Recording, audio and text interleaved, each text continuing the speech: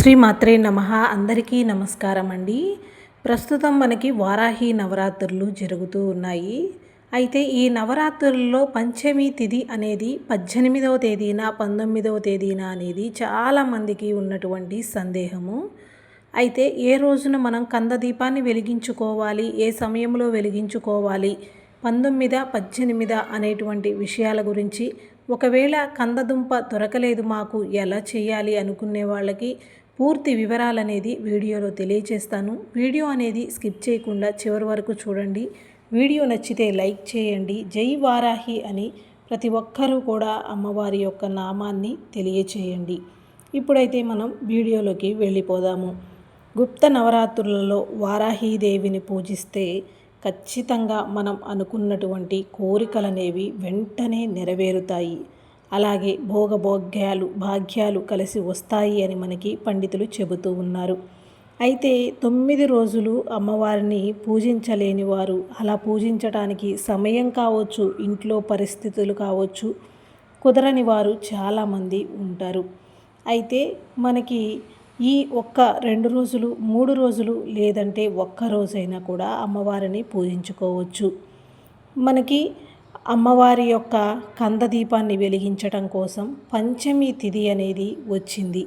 అది ఏ రోజు అంటే కనుక ఖచ్చితంగా 18వ తారీఖు, అంటే ఈ రోజునే మనం కంద దీపాన్ని వెలిగించుకోవాలి. ఎందుకు అంటే కనుక మనకి ఈరోజు రాత్రి నుంచి 8:39 నుంచి పంచమి తిథి అనేది మొదలవుతూ ఉంది. మనం పంచమి తిథి రోజున కందదీపాన్ని, అమ్మవారికి ఇష్టమైన రోజు కాబట్టి కందదీపాన్ని వెలిగించుకున్నట్లయితే ఖచ్చితంగా ఎంత కష్టమైనటువంటి ఎంత గడ్డు సమస్యలైనా కూడా తొలగిపోతాయని పండితులు సూచిస్తూ ఉన్నారు. అయితే మనం ఎప్పుడైనా కూడా పంచమి తిథి పూజ అనేది అమ్మవారికి రాత్రి వేళన చేసుకుంటూ ఉంటాము కాబట్టి మనకి ఈరోజు రాత్రి వేళ పంచమి తిథి వచ్చింది కాబట్టి ఈ రోజున చేసుకోమని తెలియచేస్తూ ఉన్నాము. ఒకవేళ మేము ఈ వీడియో చూడలేకపోయాము, లేదంటే మాకు ఈ విషయం ముందుగా తెలియలేదు అనుకున్న వాళ్ళు ఖచ్చితంగా రేపటి రోజున అయితే ఉదయాన్నే తెల్లవారుజామున బ్రహ్మ ముహూర్త సమయంలో అయినా సరే మనం ఈ విధంగా దీపాన్ని అయితే వెలిగించుకోవచ్చు. ఈ రోజున ఈ తిథి వారాహీదేవిని పూజించడం వలన ఖచ్చితంగా మీకు అద్భుతమైనటువంటి యోగం అనేది కలుగుతుంది. అమ్మవారికి అన్నింటిలో కల్లా కందదీపం అనేటువంటిది చాలా ప్రాముఖ్యమైనటువంటిదనమాట.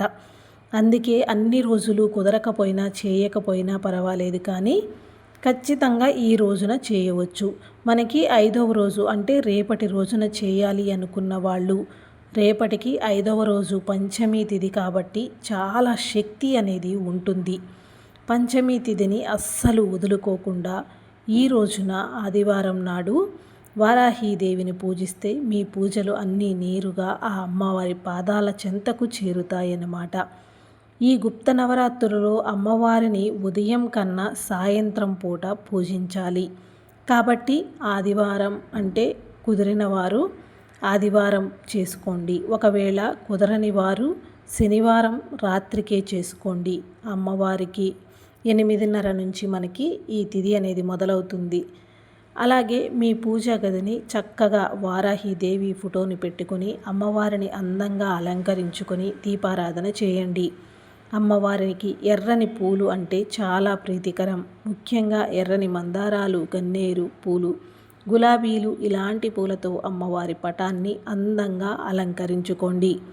వారాహీదేవి భూగర్భ దేవత కాబట్టి భూమిలో దొరికేటువంటి దుంపలు అమ్మవారికి చాలా ఇష్టం. ఈ పంచమి తిథి రోజున ప్రతి ఒక్కరూ కందగడ్డ దీపాన్ని వెలిగించాలి.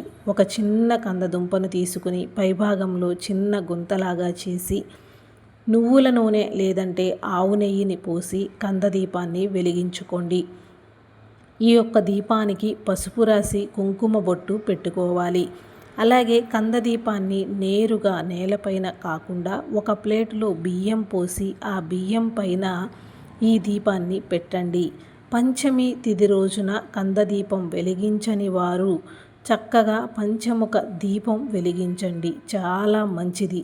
మట్టి ప్రమిదలో ఆవు నెయ్యిని పోసి అమ్మవారికి 5 ఒత్తులతో దీపాన్ని వెలిగించండి. ఈ విధంగా దీపారాధన చేసుకున్నా కూడా అద్భుతమైన యోగం అనేది కలుగుతుంది. ఇక అమ్మవారికి నైవేద్యంగా నల్ల మినుములతో చేసినటువంటి గారెలు నివేదించండి. అలాగే భూమి లోపల పండే దుంపలు అమ్మవారికి అత్యంత ప్రీతికరం కాబట్టి చిలకడ దుంపలను పెట్టుకోవచ్చు. వాటిని ఉడికించి అమ్మవారికి నైవేద్యంగా సమర్పించండి.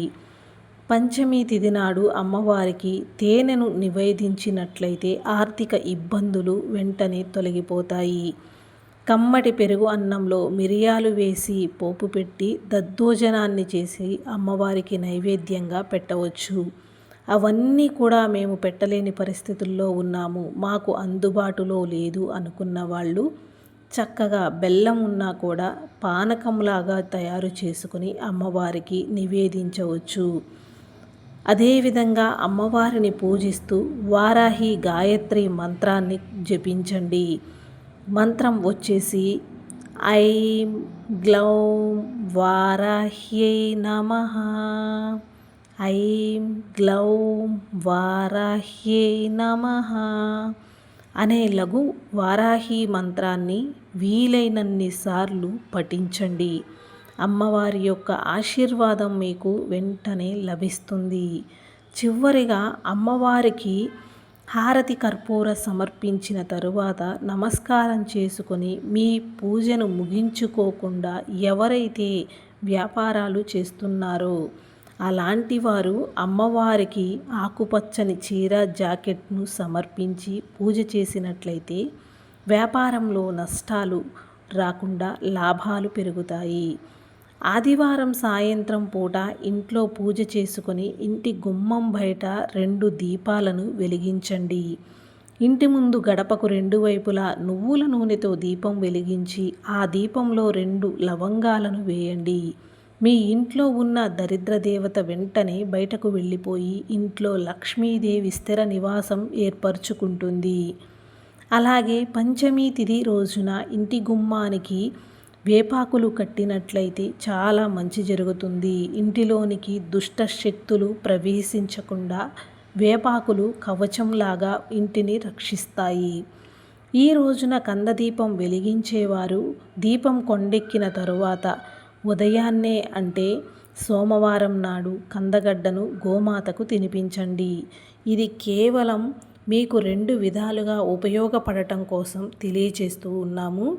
కుదిరిన వారు, అవకాశం ఉన్నవారు ఈరోజు రాత్రికే 18వ తేదీనే వెలిగించుకోండి. కుదరని పక్షంలో ఉన్నవారు రేపటి రోజున వెలిగించుకోవచ్చు.